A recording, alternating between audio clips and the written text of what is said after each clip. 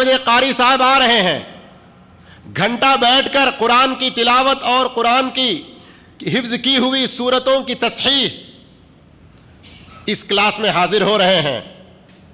پھر اس کے بعد 10-15 منٹ کا وقفہ ہوتا ہے، وضو وغیرہ کی تیاریاں کرتے ہیں، افطار میں بیٹھتے ہیں، پھر مغرب کی نماز ادا کرتے ہیں، اس کے بعد آدھے گھنٹے کا درس ہوتا ہے، پھر اس کے بعد یہاں سے نکلتے ہیں۔ تو ان کا اپنے گھر سے 5 بجے نکلنا اور پھر اپنے گھر واپس لوٹنے تک تراویح کی نماز وغیرہ پڑھ کے رات 10 ساڑھے 10 جو ہو جاتے ہیں، 5 ساڑھے 5 6 گھنٹے کا ٹائم انشاءاللہ اس حدیث کی روشنی میں کس میں گزرا ہو؟ فی سبیل اللہ میں گزرا۔ کتنے خوش نصیب ہیں۔ میں ابھی پھر ایک مرتبہ دعوت دیتا ہوں، ہمارے کچھ اور نوجوان جن کی ڈیوٹیاں دوپہر تک ظہر تک ختم ہو رہی ہیں، ظہر تک ختم ہو رہی ہیں، وہ لوگ ظہر کے بعد سے لے کر عصر تک اگر آرام بھی کرتے ہیں تو اللہ کے فضل و توفیق سے 12:30 تک نماز ختم ہو جاتی ہے، 1:30 2:30 ساڑھے 3 3:35 کو عصر کی اذان ہے، 3 گھنٹے سونے کا موقع ملتا ہے۔ اس کے بعد اٹھیں، اپنی تیاری کریں، 5:10 کو بس آتی ہے اور یہاں تشریف لائیں اور اپنے قرآن پڑھنے کی، اپنے قرآن کی تلاوت کی اصلاح کر لیں۔ کتنی خوش نصیبی ہے یہ۔ جو سیکھ رہے ہیں اور سیکھ کر جو عمل کر رہے ہیں اس کا ثواب الگ ہے، قرآن جو پڑھ رہے ہیں، قرآن جو سیکھ رہے ہیں اس کا ثواب الگ ہے۔ اتنا وقت جو آپ کا گزر رہا ہے اس حدیث کی روشنی میں وہ فی سبیل اللہ ہے، یہ الگ ثواب ہے۔ سب کو آپ اکٹھے نہ کریں۔ اس لیے میرے بھائیوں، اگر یہ علم دین کا سیکھنا کسی کو مسجد نبوی میں موقع میسر آ جائے تو اللہ کے رسول صلی اللہ علیہ وسلم نے کیا فضیلت بتلائی ہے۔ حضرت ابو ہریرہ رضی اللہ عنہ سے روایت ہے، رسول اللہ صلی اللہ علیہ وسلم نے فرمایا، من جاء مسجدی ھذا، جو میری اس مسجد میں آئے، لم یأتہ الا لخیر یتعلمہ او یعلمہ، جو میری اس مسجد میں آتا ہے کس لیے آتا ہے؟ کچھ سیکھنے کے لیے آتا ہے یا سکھانے کے لیے آتا ہے؟ فہو بمنزلۃ المجاہد فی سبیل اللہ، وہ مجاہد فی سبیل اللہ کے درجے میں، اللہ اکبر، وہ مجاہد فی سبیل اللہ کے درجے میں ہے۔ ومن جاء لغیر ذلک، جو اس کے علاوہ کوئی اور مقصد سے آتا ہے، فہو بمنزلۃ الرجل ينظر الی متاع غیرہ، وہ اس آدمی کی طرح سے ہے جو دوسروں کا سامان تاکتا رہتا ہے لیکن اسے کچھ بھی حاصل نہیں ہوتا۔ مارکیٹ میں کچھ لوگ صرف گھومنے کے لیے آتے ہیں، ہاں، کوئی اچھی سی گھڑی خرید کے لے جا رہا ہے، کوئی اچھی چیز لے جا رہا ہے، ارے یہ کتنی اچھی چیز ہے، کتنے میں لیے ہیں بھائی، ارے ماشاءاللہ کتنی اچھی چیز ہے، صرف پوچھ کے تاکتے رہ جاتے ہیں، وہ خود فائدہ کچھ بھی حاصل نہیں کر سکتے۔ تو اس طرح علم دین حاصل کرنے کی فضیلت کو اللہ کے رسول صلی اللہ علیہ وسلم کتنے اونچے پیمانے پر اور کتنی بڑی عظمت کے ساتھ، کتنی بڑی شان کے ساتھ بیان کر رہے ہیں، اندازہ لگائیے۔ اور آج اللہ اکبر اس علم دین کو ہم ہمارے جوتے سے نیچے رکھ چکے ہیں۔ اللہ ہدایت دے ہم لوگوں کو۔ دنیا کی تعلیم کی خاطر ہر طرح کی دوڑ دھوپ اور ہر طرح کی محنت، دین کی تعلیم حاصل کروانے کے لیے، اپنے بچے کو دین کی تعلیم دلانے کے لیے 50 روپے فیس کسی سے نہیں نکل پاتی، اگر وہی کہیں انگلش میڈیم وغیرہ پڑھانے کے لیے ہزاروں کی فیس بھی آسانی سے نکل جاتی ہے۔ اپنے علاقے میں نہ ہو تو ٹیوشن لگوا کر گاڑیوں کا انتظام کر کے کہیں دور بھیجنا بھی ہو تو اس کے لیے قربانیاں۔ دین کی تعلیم دلانے کے لیے نہیں ہے جی کون بھی مولوی صاحب ہمارے گاؤں میں بہت آسانی سے اپنا دامن جھاڑ لیتے ہیں، گویا کہ اب ان کے اوپر کوئی ذمہ داری نہیں، بس وہ مولوی صاحب کی ہی ذمہ داری ہے کہ آ کے ان کے گھر میں بیٹھ کے پڑھائیں۔ نہ میرے بھائیوں، خود کوشش کریں۔ جو کچھ یہاں فضیلتیں بیان کی جا رہی ہیں اصلاً ابتداءً اساساً بنیادی طور پر علم دین کی ہے، اور اس کے بعد دنیا کے دوسرے سارے علوم کی، اگر وہ اسلام اور مسلمانوں کی بھلائی میں استعمال ہوتی ہوں اور اسلام کی ترقی اور سربلندی کے لیے وہ استعمال ہوتی ہیں. اس لیے اس حقیقت کو نہ بھولیں. اسی علم کی فضیلت کی بنیاد پر حضرت حذیفہ بن یمان رضی اللہ تعالی عنہ کہتے ہیں کہ نبی کریم صلی اللہ علیہ وسلم نے فرمایا فضل العلم احب الی من فضل العبادہ وخیر دینکم الورع. علم کی فضیلت میرے نزدیک عبادت کی فضیلت سے بھی زیادہ محبوب ہے، اور تمہارے دین کا سب سے بہترین حصہ وہ ہے جس میں تقوی اور پرہیزگاری ہو. اس لیے ہم لوگوں کو چاہیے کہ علم حاصل کرنے میں آگے بڑھیں، اور جو لوگ علم حاصل کرنے میں پیچھے ہیں ان کو یہ باتیں سنائیں. اور قرآن مجید کی وہ آیت تو معلوم ہے کہ هل يستوي الذين يعلمون والذين لا يعلمون. رات اور دن دونوں برابر ہیں، اجالا اور روشنی دونوں اندھیرا اور اجالا دونوں برابر ہیں؟ نہیں. ویسے ہی علم والے اور بے علم دونوں کبھی برابر نہیں ہو سکتے. اور ترمذی کی حدیث کی مناسبت سے اللہ کے رسول صلی اللہ علیہ وسلم نے عابد کے اوپر عالم کی فضیلت کس قدر اونچے پیمانے پر بیان کی. فرمایا فضل العالم علی العابد کفضلی علی ادناکم. عابد کے اوپر عالم کی فضیلت ایسے ہی ہے جیسے میری فضیلت تم میں سے کسی ادنا آدمی پر ہے. یہ کچھ باتیں علم کی فضیلت میں رہیں.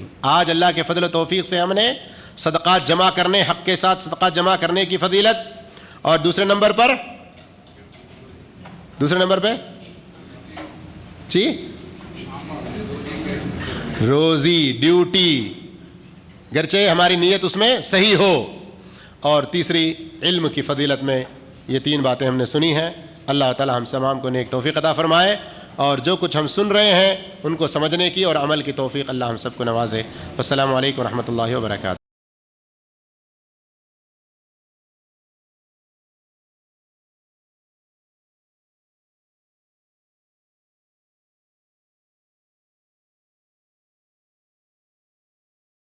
بسم اللہ الرحمن الرحیم.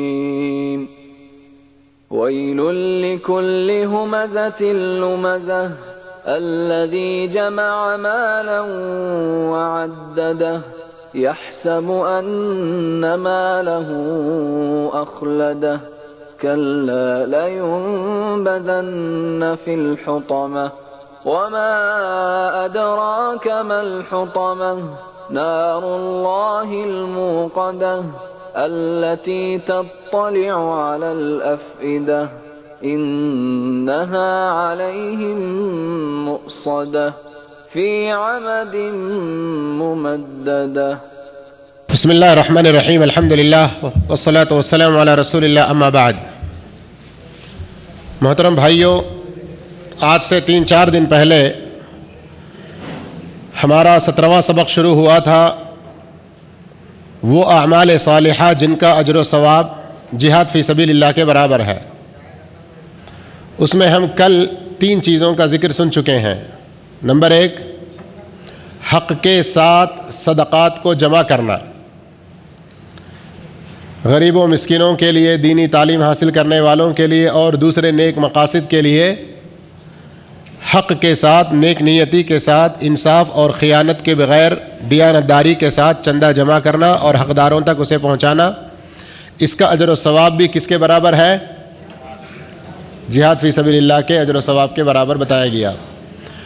کل ہم نے دوسرا نیک عمل کا ذکر پڑھا تھا اور سنا تھا کہ اگر ہم اپنے آپ کو سوال سے، بھکاری پن سے بچانے کے لیے، یا اپنے بال بچوں کی اچھی پرورش اور اسی طرح اپنے ماں باپ کو کھلانے پلانے اور ان کے ساتھ حسن سلوک کے لیے جو کمائی کرتے ہیں حلال طریقے سے، اس میں ہم نیت صاف رکھیں، اخلاص اور للہیت پیدا کریں، تو اس کو بھی اللہ کے رسول صلی اللہ علیہ وسلم نے کس کے برابر قرار دیا؟ جہاد فی سبیل اللہ کے اجر و ثواب کے برابر. اور تیسری چیز ہم نے پڑھی تھی، کیا ہے؟ علم حاصل کرنا، جس کے بارے میں آج ہم میں سے بہت سارے لوگ پیچھے ہیں، سست ہیں، اور اسی لیے برائیاں، فحاشیاں اور دین کے نام پہ بدعات و خرافات اور شرک کا راج اور ان کا دور دورہ ہے۔ میرے بھائیوں، علم دین حاصل کرنے میں بہت زیادہ آگے بڑھیں۔ علم دین اللہ کے فضل و کرم سے ہمارے لیے گمراہیوں سے نجات کا راستہ ہے۔ اسی لیے اللہ کے رسول صلی اللہ علیہ وسلم نے دوسری اور حدیثوں میں جہاں اس کی بہت بڑی فضیلتیں بتائی ہیں، ایک فضیلت کل کے درس میں ہم نے سنا ہے، کیا ہے وہ؟ کہ اس کا اجر و ثواب جہاد فی سبیل اللہ کے برابر ہے۔ من خرج فی طلب العلم، جو علم حاصل کرنے کے لیے نکل پڑا، وہ اب فہو فی سبیل اللہ حتی یرجع الی بیتہ، وہ اپنے گھر واپس آنے تک کس میں ہے؟ سبیل اللہ میں ہے۔ اور علم کے حوالے سے دوسرے اور موقعوں پر بھی ہم کافی گفتگو کر چکے ہیں، اس لیے آج کا جو سبق ہے اس کو ہم شروع کرتے ہیں۔ 9واں عمل جس کا اجر و ثواب جہاد فی سبیل اللہ کے برابر ہے وہ ہے حج و عمرہ۔ کیا ہے؟ حج و عمرہ۔ اللہ کے رسول صلی اللہ علیہ وسلم کا فرمان ہے، ابن خزیمہ مستدرک حاکم میں، اور شیخ البانی رحمہ اللہ نے صحیح الجامع میں اسے صحیح قرار دیا، ان الحج والعمرۃ من سبیل اللہ، حج اور عمرہ اللہ کے راستے میں سے ہیں، وَإِنَّ عُمْرَةَ فِي رَمَضَانَ تَعْدِلُ حَجَّةً، اور بے شک رمضان میں عمرہ حج کے برابر ہے۔ حضرت شفا رضی اللہ تعالیٰ عنہ سے مروی ہے کہ ایک آدمی نبی کریم صلی اللہ علیہ وسلم کی خدمت میں حاضر ہوا اور پوچھا، میں جہاد میں شریک ہونا چاہتا ہوں۔ کیا سوال کیا سوال کرنے والے نے؟ میں جہاد میں شریک ہونا چاہتا ہوں۔ آپ صلی اللہ علیہ وسلم نے فرمایا، الا ادلک علی جہاد لا شوکۃ فیہ؟ قال بلی، قال حج البیت۔ آپ صلی اللہ علیہ وسلم نے فرمایا، کیا میں تمہیں ایسا جہاد نہ بتلاؤں جس میں مشقت نہیں ہے، تکلیف نہیں ہے؟ اس آدمی نے کہا کہ ہاں ضرور بتلائیے، تو آپ نے فرمایا حج بیت اللہ ہے۔ تو اللہ کے رسول صلی اللہ علیہ وسلم نے حج بیت اللہ کو بھی جہاد فی سبیل اللہ کے برابر قرار دیا، لیکن فرق کیا ہے کہ اس میں وہ مشقت و تکلیف نہیں ہے جو جہاد فی سبیل اللہ میں ہے۔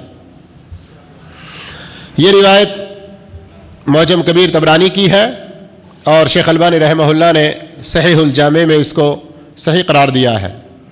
ایک تیسری روایت معجم کبیر طبرانی ہی کی، حضرت حسین بن علی رضی اللہ عنہما سے مروی ہے کہ ایک آدمی نبی کریم صلی اللہ علیہ وسلم کی خدمت میں حاضر ہوا اور کہا، میں بزدل ہوں اور کمزور ہوں، میں بزدل بھی ہوں اور کمزور بھی ہوں، جہاد میں شریک ہونے کی بڑی تمنا اور خواہش، لیکن یہ بزدلی اور کمزوری کی وجہ سے نہیں شریک ہو پاتا ہوں۔ آپ صلی اللہ علیہ وسلم نے فرمایا، ہلم الی جہاد لا شوکۃ فیہ الحج، آؤ ایسے جہاد کی طرف جس میں مشقت نہیں ہے، وہ حج ہے۔ تو اس طرح سے میرے بھائیوں، ہم میں سے ہر ایک آدمی کو اس بات کی کوشش کرنی چاہیے کہ اپنی زندگی، خاص کر ہم یہاں جب تک سعودیہ میں ہیں، جتنے زیادہ ممکن ہو سکے قانون کے دائرے میں رہتے ہوئے زیادہ سے زیادہ عمرہ اور حج کرتے رہنا چاہیے، اس لیے کہ یہ جہاد فی سبیل اللہ کے برابر ان کا اجر و ثواب ہے۔ اور آپ کو پتہ ہے کہ اگر حج اس طریقے پر ہم کریں جیسے اللہ کو مطلوب ہے اور اللہ کے رسول صلی اللہ علیہ وسلم نے کیا ہے، تو وہ حج مبرور کہلائے گا، جس کا بدلہ کیا ہے؟ حج مبرور کا بدلہ کیا ہے؟ جنت۔ الحج المبرور لیس لہ جزاء الا الجنہ۔ اور یہاں اس حدیث کے اندر تو ہم سن رہے ہیں کہ اس کا اجر و ثواب جہاد فی سبیل اللہ کے برابر ہے۔ تو اب اگر بالفعل پریکٹیکل طور پہ حقیقت میں اس میدان جہاد میں پہنچ کر وہ جہاد ہم سے چھوٹ گیا ہے، نہیں کر پا رہے ہیں، تو اللہ کا کتنا بڑا شکر ہے کہ کتنی ساری ایسی چیزوں کی ہم تعلیم لے رہے ہیں جن کا اجر و ثواب جہاد فی سبیل اللہ کے برابر ہے، تو ان میں سبقت کرنے کی کوشش ضرور کرنی چاہیے۔ ایک اور 10واں سبق جو آج کے درس میں ہم سننے والے ہیں، جسے اللہ کے فضل و توفیق سے ہم اپنے گھر بیٹھے اور اپنی جگہ پر رہتے ہوئے جہاد کے برابر کے اجر و ثواب کو پا سکتے ہیں، وہ کیا ہے؟ فتنوں کے وقت سنتوں کو تھام لینا۔ فتنوں کے وقت کیا تھام لینا؟ سنتوں کو تھام لینا۔ حقیقت میں یہ بھی اپنے علاقے، اپنے دائرے اور اپنے حد بندی میں رہتے ہوئے جہاد کے برابر اجر و ثواب اللہ نے جہاں رکھا ہے، بعض لوگوں کے لیے جہاد جیسی کیفیت ہوتی ہے۔ اللہ کے رسول صلی اللہ علیہ وسلم کی کتنی ساری ایسی پیاری سنتیں ہیں جن کو لوگ اکثر چھوڑے ہوئے اور بھولے ہوئے ہیں، اور ان کی جگہ پر بدعات کو انہوں نے تھام لیا ہے۔ اب وہاں اگر ہم سنتوں کو رائج کریں، سنتوں کو ان سے واقفیت کر کے ان پر عمل کرنے کی کوشش کریں، یہ دیکھو وہاں بھی آ گیا، یہ دیکھو 420 نمبر ہی آ گیا، یہ دیکھو تونڈے آ گئے، یہ دیکھو نیا فرقہ اور نئے لوگ آ گئے، ہمارے باپ دادا کے طریقے سے ہٹ کے یہ لوگ نیا راستہ اور نیا کام لے کے آ رہے ہیں، جماعت میں اختلاف پیدا کر رہے ہیں، اس طرح کی باتیں کریں گے۔ لیکن دلائل نکال کے، احادیث کھول کے انہیں واضح کریں اور سنجیدگی کے ساتھ، پیار و محبت کے ساتھ دلائل بتلاتے ہوئے، تھوڑا سا ان کی باتوں کو سہتے ہوئے ان پر عمل کرنے کی کوشش کریں، تو یہ سنتوں کو تھام لینا کتنا بڑا اجر و ثواب ہے۔ آپ ذرا اس حدیث کو سنیے۔ اللہ کے نبی علیہ الصلوۃ والتسلیم نے فرمایا، ان من ورائکم زمان صبر للمتمسک فیہ اجر 50 شہیدا۔ بے شک تمہارے بعد ایک ایسا زمانہ آنے والا ہے کہ جو اس میں میری سنتوں کو مضبوطی سے تھامے رہے گا، اسے 50 شہیدوں کے برابر کا اجر دیا جائے گا۔ اللہ اکبر۔ جہاد فی سبیل اللہ میں شریک ہونا، یہ جہاں بہت بڑا اجر ہے، اس میں شہادت پانا یہ تو اور زیادہ فضیلت کی بات ہے۔ لیکن یہاں دیکھیے، سنتوں کو تھام لینے والے کو ایک شہید کے برابر 10 کتنے 50 شہیدوں کے برابر کے اجر کی خوشخبری دی جا رہی ہے۔ اور آج ہم لوگ، کل ایک صاحب سے بات ہو رہی تھی سحری کے بارے میں کہ بھئی سحری کھایا کریں، اللہ کے نبی صلی اللہ علیہ وسلم نے اس کی تاکید فرمائی، اس کے بارے میں بڑی ترغیب دی ہے۔ اجی وہ تو سنت ہی ہے نا، کیا کرنا تھوڑی لازمی ہے؟ دیکھیں، گویا کہ ایسا جیسے کہ اس کی کوئی ویلیو، اس کی کوئی اہمیت، اس کا کوئی مقام ہے ہی نہیں ان کے نزدیک، اس طرح سے گفتگو کا انداز۔ جبکہ اللہ کے رسول صلی اللہ علیہ وسلم نے میری کم علمی میں سحری کے بارے میں 3 حدیثیں میری معلومات میں ہیں۔ نمبر 1، تسحروا فإن في السحور برکہ، سحری کھایا کرو، سحری میں برکت ہے۔ وہ لفظ برکت آج اتنی محدود معنی میں ہم لیے، برکت ہے اس کا مطلب 2 کی جگہ 4 بچے ہوں گے، برکت ہے اس کا مطلب آج تنخواہ 1000 ہے تو کل 1500 ہوگی، یہی سوچتے ہیں۔ جبکہ لفظ برکت اللہ رب العالمین کے ہاں بہت وسیع معنی مفہوم میں ہے۔ آپ کے جسم کے اعتبار سے، صحت کے اعتبار سے، آپ کے دینی ترقی کے اعتبار سے، دنیا میں آپ کے حال کے اعتبار سے، آخرت میں آپ کے منازل بلند کرنے، کس کس ناحیے سے اللہ آپ کو کیسی برکت دے گا، آپ اس کو سوچ بھی نہیں سکتے۔ دوسری حدیث، ہمارے اور اہل کتاب یہود و نصارہ کے روزوں کے بیچ میں فرق سحری کا کھانا ہے۔ تم سحری کھایا کرو، اس لیے کہ وہ لوگ سحری نہیں کھاتے ہیں۔ تب ہمارے روزے یہود و نصارہ کے روزوں سے فرق ہونا چاہیے نہیں ہونا چاہیے؟ تو اس کے لیے کیا سنت کا اختیار کرنا ہے؟ سحری کھانا ہے۔ تیسری حدیث، اب یہ حدیث سننے کے بعد بھی اگر کوئی عمل نہیں کرتا تو کتنا بڑا بد نصیب اور کتنا بڑا محروم ہے، آپ ہی اندازہ لگا لیں۔ صحیح ابن حبان کی روایت ہے، ان اللہ وملائکتہ یصلون علی المتسحرین، بے شک اللہ اپنی رحمتیں نازل فرماتا ہے. فرشتے اللہ کی رحمت کے لیے دعائیں کرتے ہیں ان لوگوں کے لیے جو سحری کھاتے ہیں. کتنے بڑے خوش نصیب ہیں. اٹھو سحری کھاؤ, اللہ آپ کے اوپر رحمت بھیجے. اٹھو سحری کھاؤ, فرشتے آپ کے لیے دعا کریں. اب یہ بھی ایک سنت ہے کہ نہیں ہے؟ اب یہ رمضان میں دروس ہمارے چل رہے ہیں, اس حوالے سے میں بتا رہا ہوں. اور وہ بھی کتنے خوش نصیب ہے کہ دین میں شریک ہونا بھی اللہ کے نبی کی سنت ہے, دین کی بات سننا بھی اللہ کے نبی کی سنت ہے, دین کی ایک ایک بات پر عمل کرنا یہ بھی نبی صلی اللہ علیہ وسلم کا طریقہ ہے. آپ کسی بھی سنت کو, کسی بھی دین کے, لا تحقرن من المعروف شیئا, آپ نیکی کے کسی بھی چیز کو ہلکی اور حقیر نہ جانیں.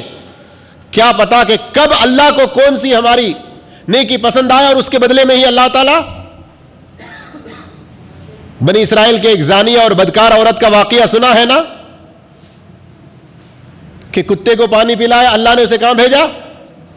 کہاں بھیجا؟ جنت میں بھیجا. بدکار اور زانیہ عورت, لیکن کتے کو پانی اس نے کس نیک نیتی سے پلائی, کس اخلاص کے ساتھ پلائی, وہ اللہ بہتر جانتا ہے. یہ مطلب نہیں ہے کہ ہر زانیہ اگر کتے کو پلاتی رہے تو جاتی رہے گی. میرے کہنے کا مطلب کسی بھی موقع پر کسی بھی نیکی کو, کسی بھی سنت کو, آج سنت اچنائے, آج یہ ہمارا طریقہ ہو گیا. کیوں اس کے اوپر اتنا زور دیتے ہیں؟ یہ تو فروعی مسائل ہیں, یہ کیا ضروری تھوڑی ہیں؟ اس طرح کے ہمارے سوالات ہوتے ہیں.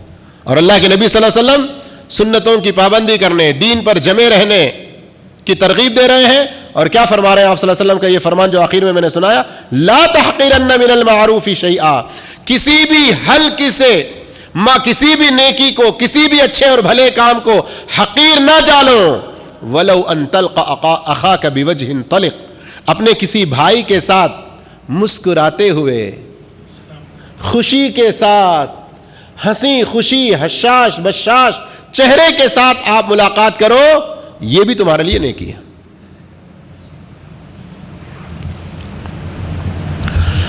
اور 11ویں نیکی, 11واں نیک عمل جس کا اجر و ثواب کس کے برابر؟ جہاد فی سبیل اللہ کے اجر و ثواب کے برابر ہے, وہ ہے ظالم بادشاہ کے سامنے حق بات کہنا. کس کے سامنے؟ ظالم بادشاہ کے سامنے حق بات کہنا. حضرت جابر رضی اللہ تعالیٰ سے مروی ہے کہ رسول اللہ صلی اللہ علیہ وسلم نے فرمایا, سید الشہداء حمزہ بن عبد المطلب, شہداء کے سردار حمزہ بن عبد المطلب ہے. ورجل, اور وہ آدمی بھی ہے. ورجل, اور وہ آدمی بھی ہے. قال الى امام